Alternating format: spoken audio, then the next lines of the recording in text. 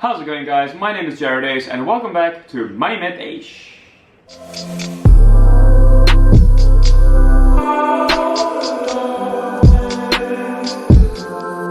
This is the first video of 2021 and episode 3 of the Easy Equities portfolio journey. So I thought that to start the year off, I would give you a quick breakdown of the stocks that I currently own and why I own those stocks. But before we get started, please remember to give the video a like, subscribe down below to follow the journey, and remember that my videos are not financial advice. I am not a registered financial advisor.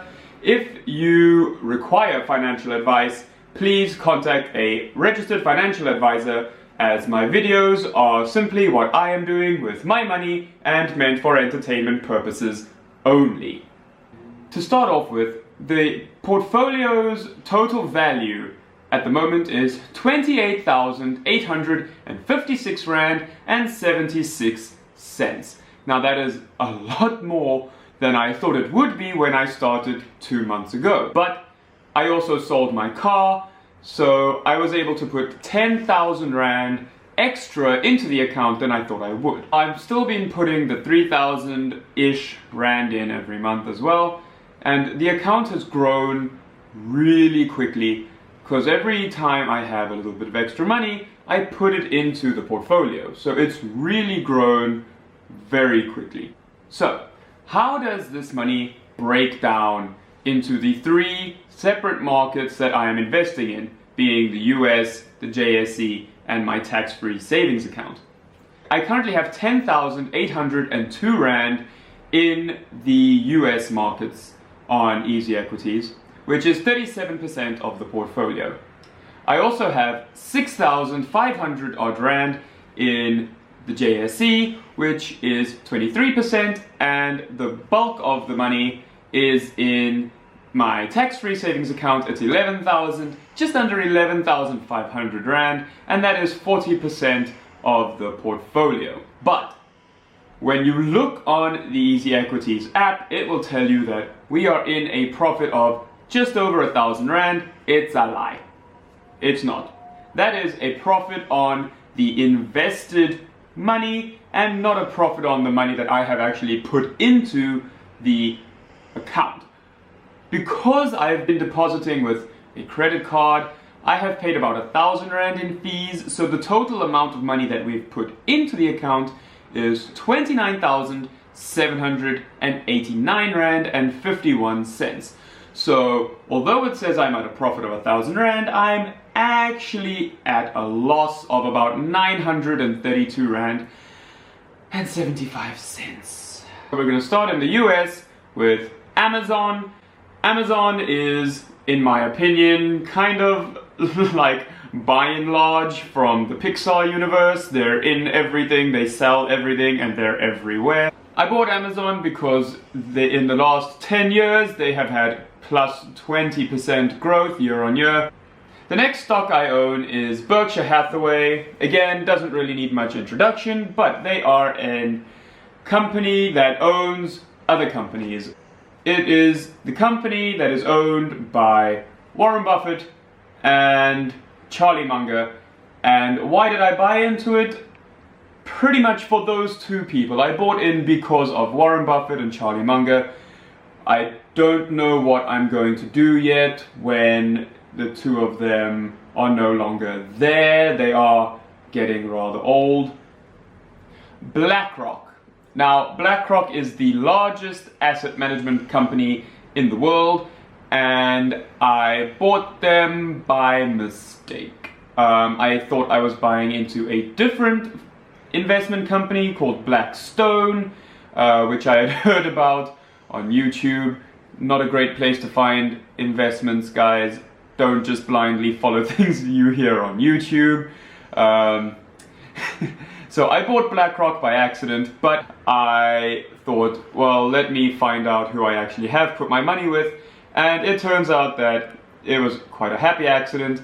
BlackRock is the biggest asset manager in the world. They have $7.8 trillion roughly under management, and they pay a decent dividend, so I'm just going to treat them like an ETF and keep putting my money with BlackRock indefinitely. The next one is Caterpillar. They manufacture and sell heavy-duty construction equipment and mining. They also make wind and gas turbines.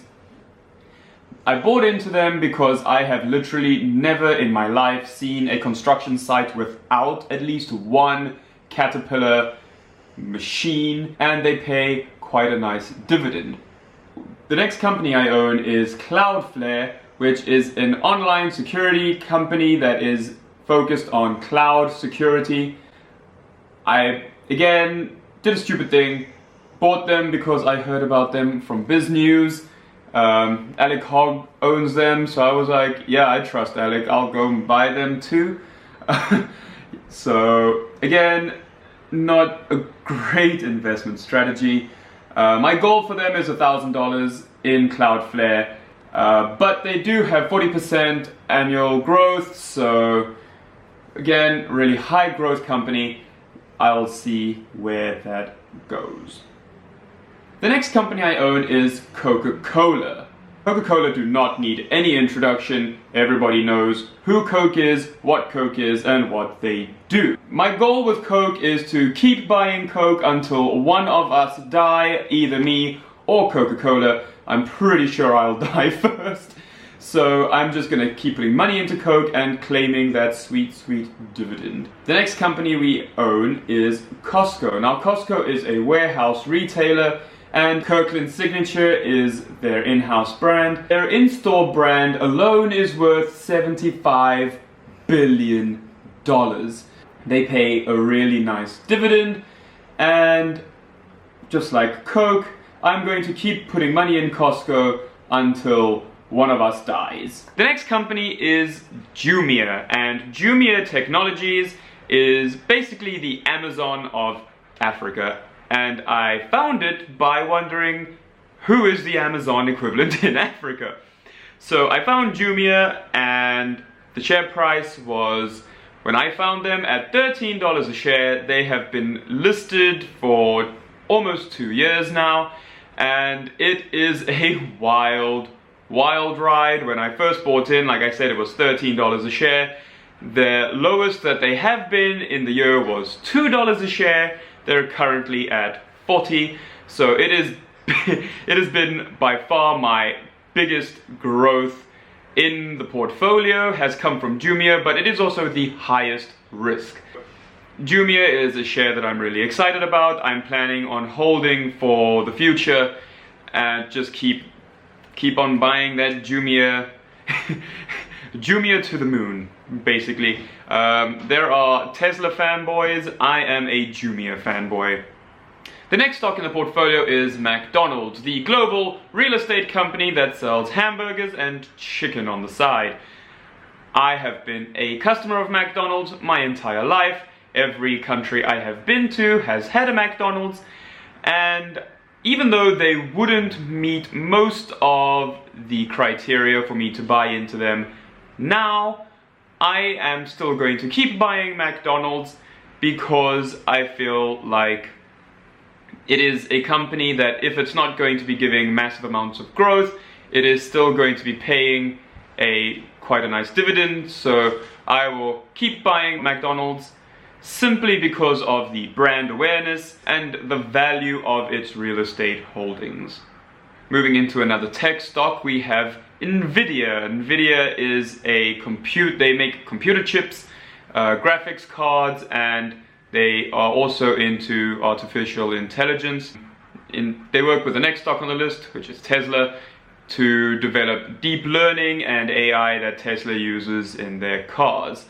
I honestly just bought them because there was a lot of hype about it. I was hearing it a lot on YouTubers that I follow. So I thought, well, you know, they're buying it, I'll buy in too. There's a clear pattern here. I definitely just went out and bought a bunch of stocks that I heard about on YouTube. I've been fairly lucky in that none of them have been too badly affected. None of them have dropped too much, but it is not something that I will be doing in the future. The next share on the list is Tesla. Now, Tesla is run by a genius, Elon Musk, and it also needs no introduction. It is a very controversial stock in that a lot of people have differing opinions on it. Some people think it is overvalued, some people think it is undervalued. I am not that much of a Tesla bull that I'm just gonna pump all my money in Tesla call options.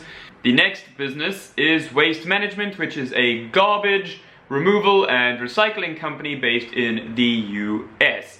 Now, it is an essential service, and as long as society stays functional, people are going to need companies to remove their trash. It is not a high growth stock, it is not a high growth sector, but it is a very nice, solid, dividend paying company, and that's why I bought into it. So those were the stocks that I own in the US. I'm going to keep buying into them until I get about $2,000 per share. Some of them, like Coca-Cola and Costco, I'll be buying until I die. Now let's look at the stocks I own on the JSE, which at the moment is a sea of red. Everything is down except ShopRite. The first two stocks I'm going to speak about together because they are very much the same thing. Their investor relations are on the same page, and when they do their earnings reports, they are reported together, and that is Naspers and Prosus. Now, the reason I have bought into Naspers is because of the discount that it has to the net asset value. It is at about 50% discount. So you're basically, when you're buying Naspers, you're buying Tencent at 50% cheaper. The next share I bought, and it was half FOMO, half thinking that this stock is going to do well in the future, but buying in at a really bad time, and that is Purple Group.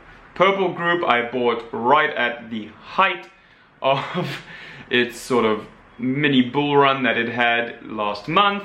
I bought it at over a rand, and then it dropped down to 80 cents.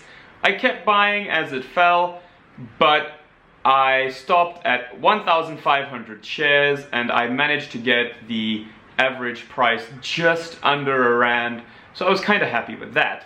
Purple Group, I think, is going to still be a great company in the future. It is the fintech company that owns and operates Easy Equities. The next two companies I have are both grocery retailers, and the first one is, in my opinion, the biggest innovator in the retail sector in South Africa, and that is ShopRite.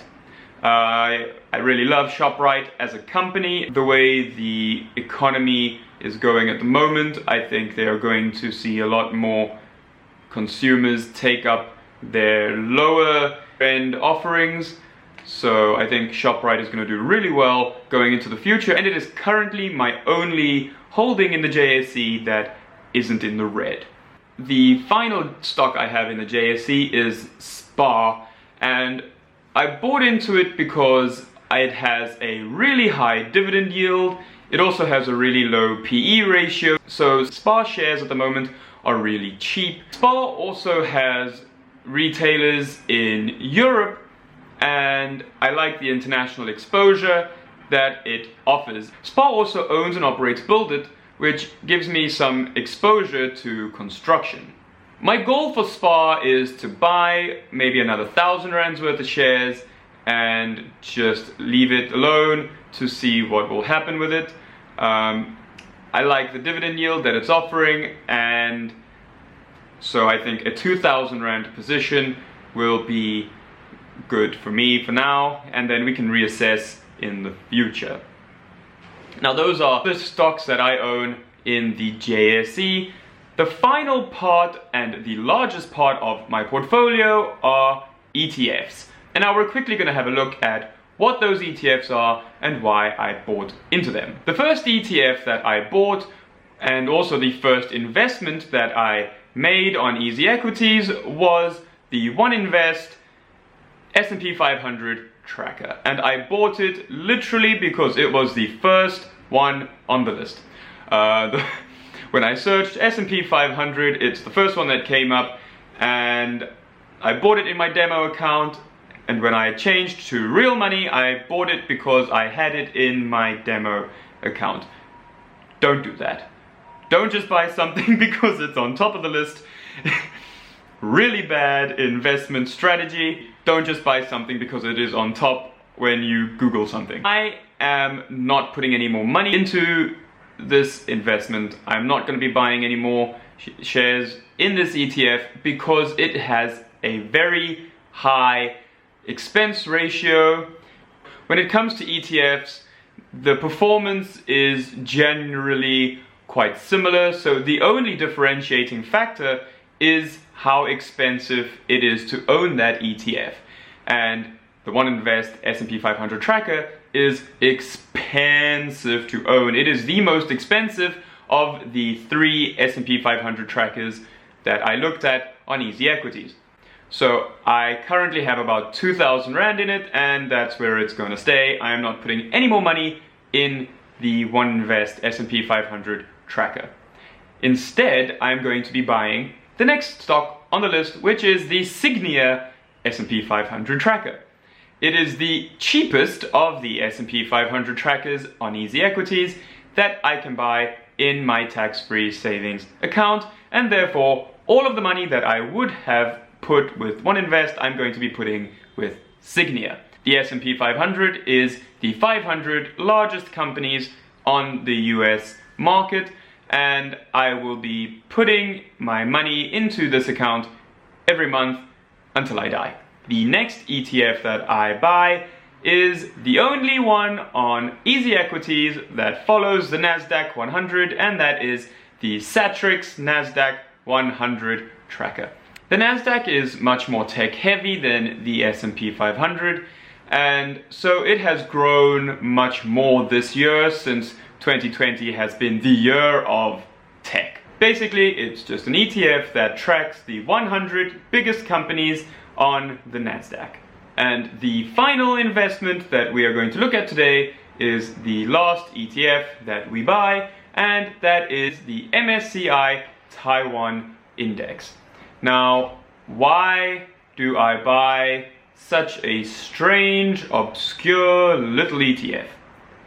Well, firstly, I live in Taiwan, so I have a lot of exposure to the companies that are inside the index. The fund is extremely tech heavy. Over 50% of it is just in semiconductors, and 44% of the overall index is just one company, being the Taiwan Semiconductor Manufacturing Company. Another 4% is Foxconn, which provides Apple with their screens. So it is extremely tech reliant. My goal with this ETF is to continue putting money in and then reevaluate the positions again in 5 years to see what the performance is like and whether I should maybe put that money somewhere else. But for now, I am going to continue buying MSCI Taiwan. As I've said before, I am a beginner and I've made a few mistakes, and I will continue to make mistakes. But an important part of making mistakes is learning from them. And an important part of learning from mistakes is being able to identify the mistakes that you've made.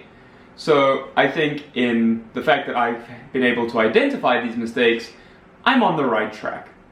Thanks for watching, guys. Please remember to give the video a like and subscribe down below for more content like this. We've got a lot of really exciting stuff coming up in 2021, including videos that go all the way back to the very beginning, Investing 101, starting with investment terms and concepts. So we've got a lot of really exciting stuff coming up this year. So please subscribe to the channel to follow all of that really exciting content we've got coming up. If you want to follow the investment journey on a more regular basis, I do Monday and Friday updates on Instagram at Met Eish. I hope you and your family have a blessed, safe and prosperous 2021.